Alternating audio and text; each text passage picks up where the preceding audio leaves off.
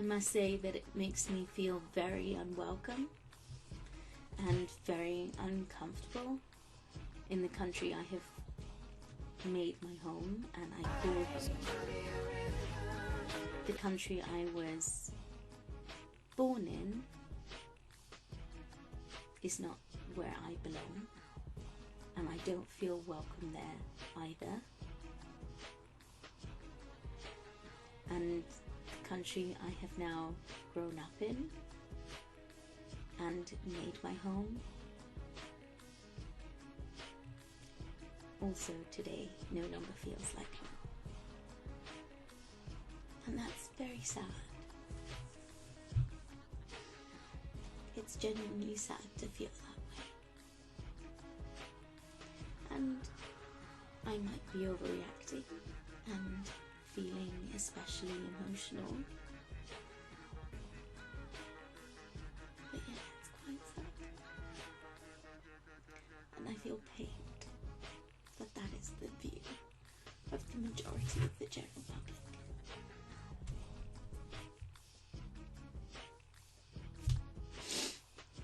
Anyway, here's to our future and hoping that things are better and that we can win over ignorance and fear and people would want to be educated.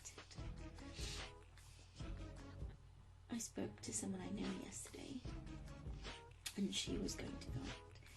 She popped over on her way to voting just to have a quick chat, and she said that her and quite a few people she knew were voting to leave.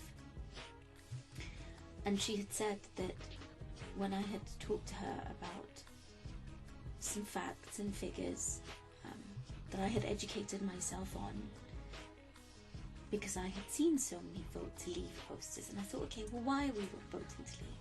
Let me try and understand, so I, as an educated, well-rounded human being, can actually make a good decision. So when I spoke to her, she had said that she didn't know enough. I don't know enough about that. But I'm going to vote leave anyway, because I don't like these immigrants that come and take our jobs and use our NHS and drain our resources and claim benefits. Really? That's your argument? And send money back to Hungary, and they build these beautiful massive houses, and they bring kids over and they claim benefits and they send the money back. Wow. That's your education and that's your argument. And for you, I am deeply, deeply saddened. And for myself, you know, for not knowing what the future holds. But your ignorance is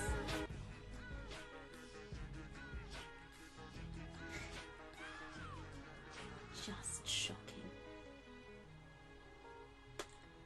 Anyway, here's to the future, and may it be bright, and may there be somewhere in this world that I can feel happy and welcome and at home. Oh, I'm quite shocked, to be honest. I thought we all would have stayed in, but I think it's bad, to be honest, man. Like, I think people are just trying to reclaim how great Britain was. I think it's just stupid. Like, they're still living in the past, man. It's 2016, do you know what I mean? It's heartbreaking. When you live in London, you only, like, everyone that lives in London, it's like a little bubble. On the outside world, I think, especially in like regional places, it's quite right-wing, and it's really, really scary for our generation. And I'm really thoroughly upset, disappointed, disgusted by what's happened. I think it was so close. You know, I don't think you can call it a referendum when you only have a difference of 1.3 million in terms of, there should have been a far larger margin. I actually voted to come out. Well, David, good morning. This is a crushing decision. It's a terrible day for Britain and a terrible day for Europe, with immense consequences. 41 years when British ministers went over and embedded themselves in trying to make sure that Europe was open, protecting the single market. This is all gone in this day, and it's just so terrible. I think what needs to happen now, of course, is there has to be an emergency summit. I would be surprised if next week the EU leaders did not meet together, because we are one of the biggest countries in the EU. We are crucial to the success of the EU, and therefore the leaders have got to get together, and David Cameron has got to be there, and there has got to be a workable plan to ensure that we implement the wishes of the British people. Even though we think it's the wrong decision, we have to respect that decision.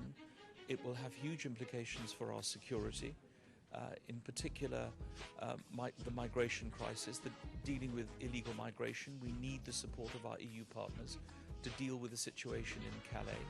It will have huge implications for our counter-terrorism strategy, the issues surrounding the European arrest warrant. All these matters are now put at risk by the decision that has been taken.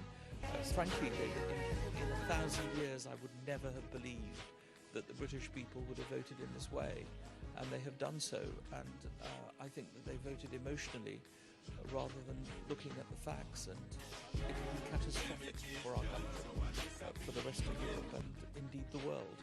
Why do you think they voted this way? Well, I think you've correctly identified the issues of immigration are extremely important. If you look at the campaign, I think that there needed to be a much stronger campaign to stay in. The Leave campaigners were prepared to indulge in hand-to-hand combat in local constituencies. I'm very pleased to say that the Leicester result has come in, and Leicester has voted to remain, but with a very, very small majority, only 2,500. This is a big shock to all of us in Leicester.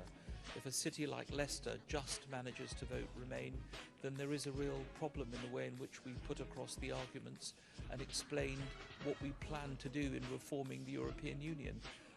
The country obviously accepts that the European Union, in the Prime Minister's words, was not perfect, and they've decided it isn't perfect and they want to come out. So we have to accept that. But I think that the way we put these arguments across was perhaps not as effective as the way the Leave campaign was prepared to go into local constituencies, appeal to the emotions of local people, and act in that way. And that is what they did. They rejected the advice of all the experts. They rejected the arguments that had been put forward by almost everyone in Parliament. I mean, those who are going to vote against this were in the minority, and the country has accepted it. They've rejected everything that's been put before this. It's democracy. It's democracy, isn't it? It's democracy. It is. Absolutely, it is democracy, and that's why I'm saying that we have to respect this decision, but we have to act in the best interests of our country. And I think that David Cameron really fought a very strong campaign. He went round the country and he put the arguments to the British people, but they have rejected those arguments, and therefore... There are thousands and thousands of us taking to the streets, showing that we're not happy. We're really, really angry. We want this to, not go through. There's a lot of Europeans in London, a lot of friends. I've got colleagues. I've got a Greek colleague that I work with, and Spanish friends, and they're just concerned. And I just wanted to show a little bit of support for them, really. We've all, know a lot of people from the EU. We've lived abroad. I think we all, think it's something to treasure, not throw away. So. We knew what was happening in the EU. It wasn't perfect, but it was better. We could move where we wanted to. We could work with people. We could integrate, and we build a really inclusive society. But now that's all fallen apart. I'm here because essentially it was a draw, and it was a draw based on the alleged winning side lying consistently to the voting population, which I believe on some legal grounds or another has to invalidate the vote. I love this country and I want it to be part of the EU and become great and strong within it.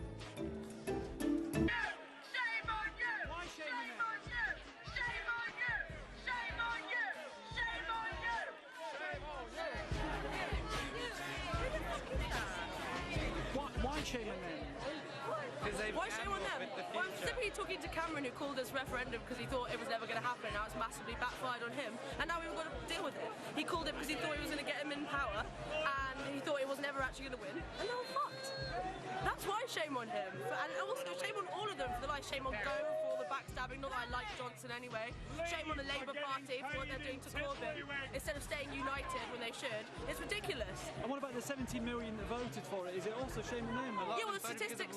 That's the thing. As soon as the results came out, as soon as the